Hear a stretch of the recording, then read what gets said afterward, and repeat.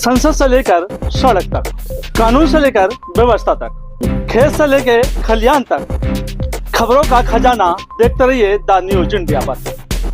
है जो शांति को सबसे ऊपर रखता है और युद्ध विराम के संदेश को नकारता नहीं बल्कि उसे और बढ़ाता है।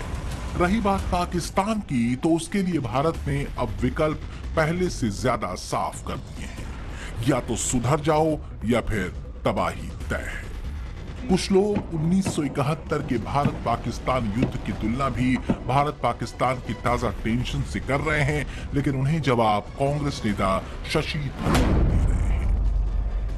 Today's Pakistan is a different situation. Their equipment, their military equipment, the damage they can do, everything is different. And the circumstances of Bangladesh were fighting a moral cause to actually bring people to freedom and liberation. That was a completely different story. This is a different story. We would have ended up with a much longer, protracted conflict with a lot of loss of life on both sides, a lot of damage, a lot of expense. Is this the biggest priority for India today? No, it's not. We wanted to... Modi ने जो लक्ष्मण रेखा खींची है वो ये भी संकेत देती है कि अगर आतंकवाद को लेकर दुनिया अब भी गंभीर नहीं हुई तो फिर दुनिया में शांति की संभावनाएं बहुत तेजी से कम होंगी। आतंकवाद दुनिया को एक ऐसे ब्लैक होल में गिरा सकता है जिससे निकलना मुमकिन नहीं होगा, और अगर निकले भी तो तब तक मानवता खत्म हो चुकी होगी। बात सिर्फ आतंकवाद के खिलाफ मुहिम तक सीमित नहीं है, बल्कि उन देशों को भी अलग थलग कर देने की है जो आतंकवाद को पालते पोसते रहे हैं। हालांकि 2014 में सत्ता में आने के बाद से पीएम मोदी ने दुनिया के अलग अलग मंचों से इस बात को कहा है। 11 साल पहले जिस नीति को पीएम मोदी ने दुनिया के सामने रखा वो नए भारत की नीति थी। वो भारत के कई दशक आगे के विजन का वो रास्ता थी जिस पर आज भारत आगे बढ़ रहा है। मोदी नीति ने बीते 11 सालों में एक मजबूत भारत को गढ़ा है। इसमें सशक्त रक्षा नीति, असरदार विदेश नीति, दमदार अर्थनीति, जबरदस्त कूटनीति और कारगर विकास नीति और आतंक के खिलाफ एकजुटता का पूरा पैकेज है जो 21वीं सदी के भारत की दमदार तस्वीर बनाता है। ऑलरेडी जिस तरह से कल रात परसों रात से उनको हैमर किया था और घुटनों पे वो आए, वो थोड़े 2-3 दिन और मिलने चाहिए थे। वो वही सेंटीमेंट शायद फैसला करने वाली लीडरशिप के का भी होगा, लेकिन उनको बहुत सारी चीजों का ध्यान देना पड़ता है। इंटरनेशनल डिप्लोमेसी में बहुत सारे फैक्टर्स को मद्देनजर रखना, देश का लार्जर इंटरेस्ट देखना पड़ता है, ईगो पे नहीं चलता। मोदी के लिए देश और उसकी समृद्धि, सुरक्षा और शांति सबसे ऊपर है। इसे लेकर उनका विजन क्लियर है। प्राथमिकताएं जंग से ज्यादा आर्थिक मजबूती की हैं। भारत दुनिया की 5वीं अर्थव्यवस्था है, मोदी इसे तीसरी अर्थव्यवस्था बनाना चाहते हैं। सच ये है कि मोदी का ये लक्ष्य बहुतों को अखरता है और खलता है। इसमें विपक्ष से लेकर दुनिया की वो शक्तियां भी हैं जिनके सामने भारतीय अर्थव्यवस्था की तेज गति एक चुनौती है। यही वजह है कि कहा यह तक जा रहा है कि दुनिया की डीप स्टेट्स ये चाहते हैं कि भारत युद्ध में फंसे ताकि भारतीय अर्थव्यवस्था की रफ्तार धीमे पड़े और इससे भारत आर्थिक रूप से कमजोर हो।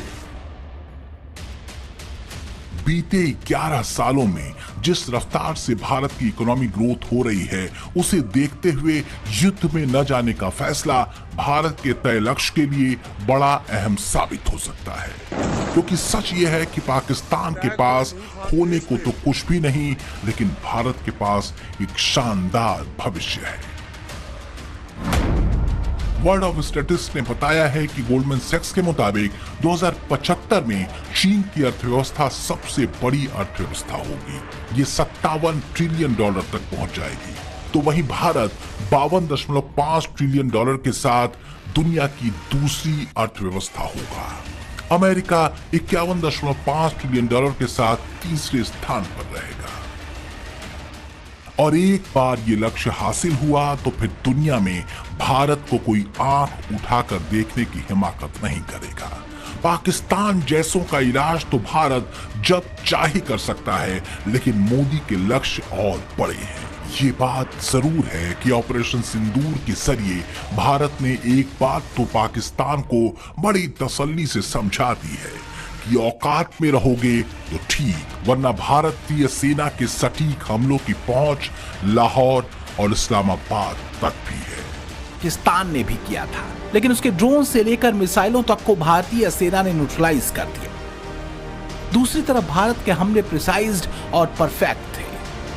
पाकिस्तान के एयरबेस से लेकर एयर डिफेंस सिस्टम तक को तबाह करके ये संकेत दे दिया गया कि अब उसका हर शहर भारतीय मिसाइलों की जद में है।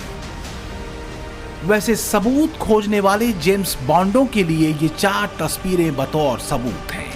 पाकिस्तान के 4 airbase, Bholari airbase, Sargodha airbase, Jacobabad airbase और नूर खान एयरबेस की ये तस्वीरें बता रही हैं कि भारतीय वायुसेना का कहर कैसे इन पर बरपा था। Have we achieved our objective of decimating that terrorist camp? And the answer is a thumping yes.